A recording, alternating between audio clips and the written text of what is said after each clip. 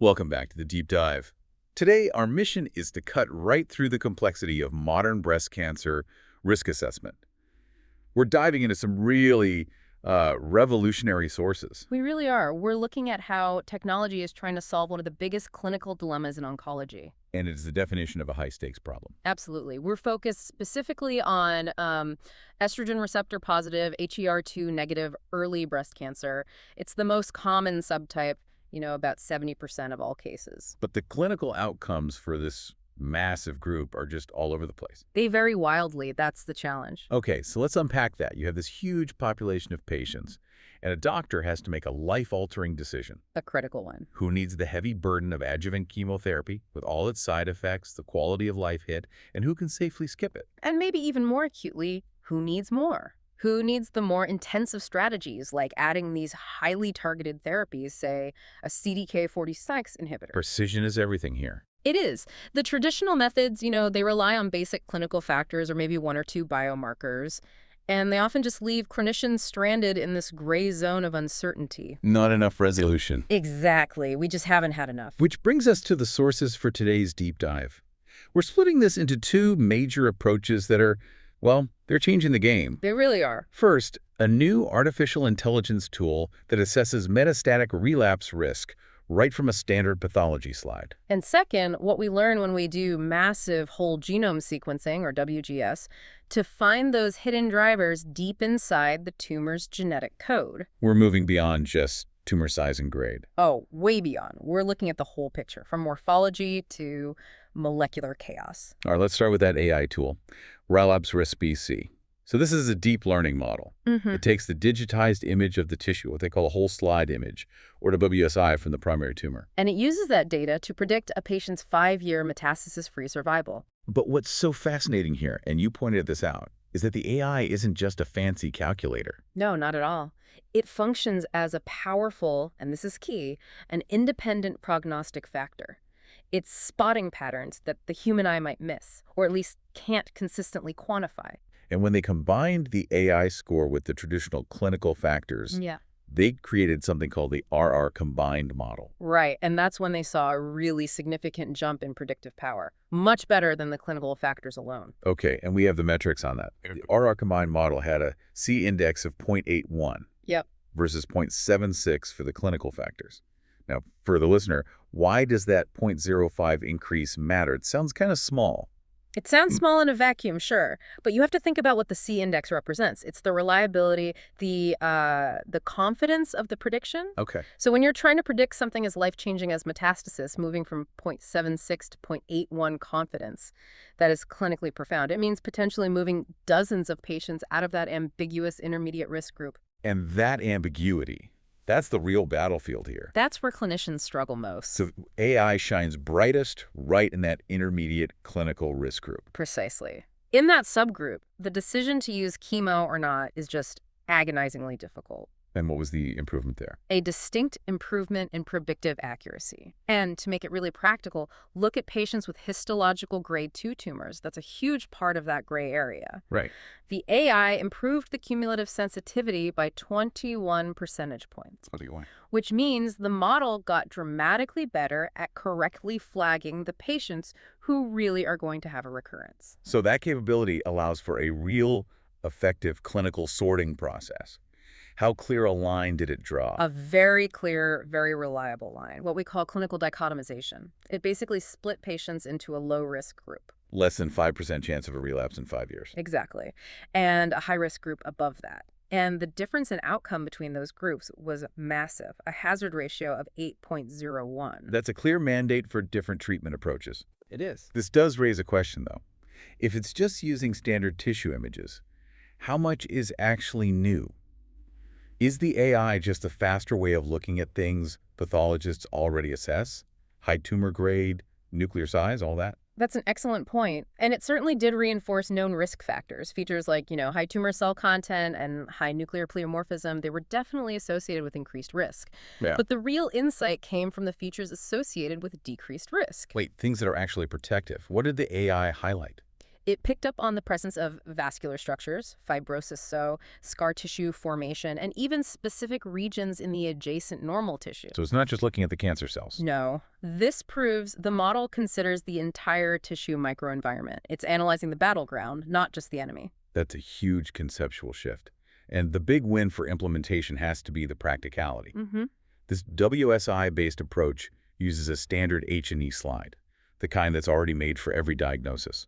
Right. You don't need a special biopsy or some costly new molecular test that, often has restricted indications. It just slots right into the digital pathology workflow. Which is a massive logistical advantage. Okay, speaking of molecular tests, let's make that transition.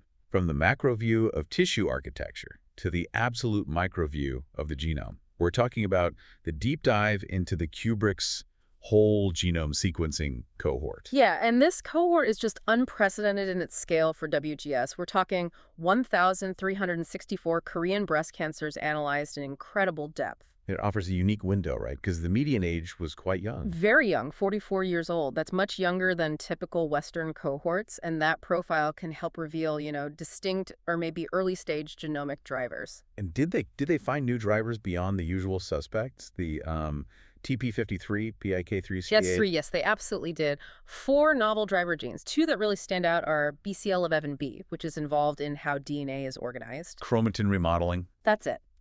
And RRE1, which regulates these critical cell growth and transformation pathways. So why should the listener care about 2 more complicated gene names? Because discovering a novel driver is always the first step toward developing a new targeted therapy.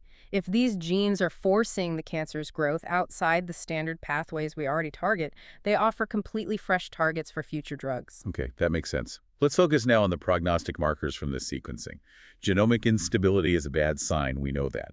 And the sources highlight the mutant allele tumor heterogeneity score, math score. Right. What exactly is that telling us? The math score is essentially a measure of genetic chaos within the tumor. Chaos, I like that. It quantifies how genetically diverse the tumor cells are from one another, how many different subpopulations exist, and a high math score signals a highly unstable tumor. And that chaos correlates with worse outcomes. Directly. Poorer overall survival, with a hazard ratio of 1.66. A chaotic tumor is a dangerous tumor. Was this seen in a real clinical application? Yes, and this is critical. In patients with advanced disease who are getting these highly effective therapies like CDK46 inhibitors. Drugs designed to stop cancer cells from dividing. Exactly. A high math score defined as 40 or greater was associated with significantly worse progression-free survival. The hazard ratio was almost 3.0. Wow. So in short, if your tumor is highly chaotic, those targeted drugs might not work for very long. That's the takeaway. It's a direct route to personalized medicine. It helps clinicians decide if a patient needs a different strategy right from the start. Let's shift a bit to regional genomic differences.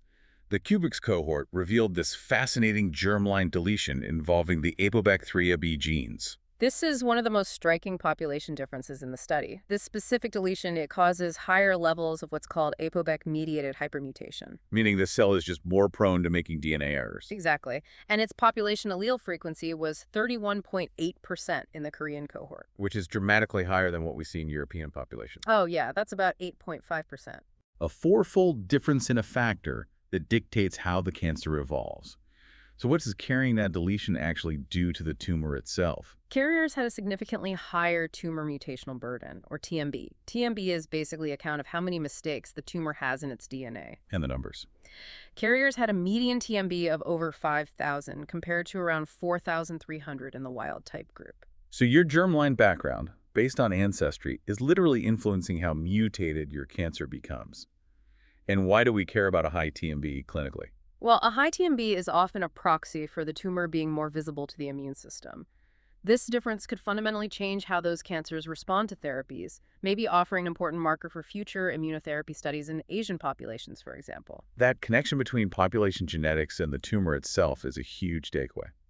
Okay, so the genome isn't just about single-point mutations, it's also about structure. Let's talk about how major structural rearrangements can physically drive cancer. Right.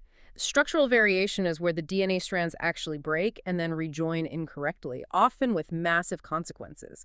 The Tubrix data highlighted a recurrent translocation, a mix-up between chromosomes 8 and 11. And what happens when they mix up? This mix-up brings key genes, like CCND1 and FGFR1, into close proximity.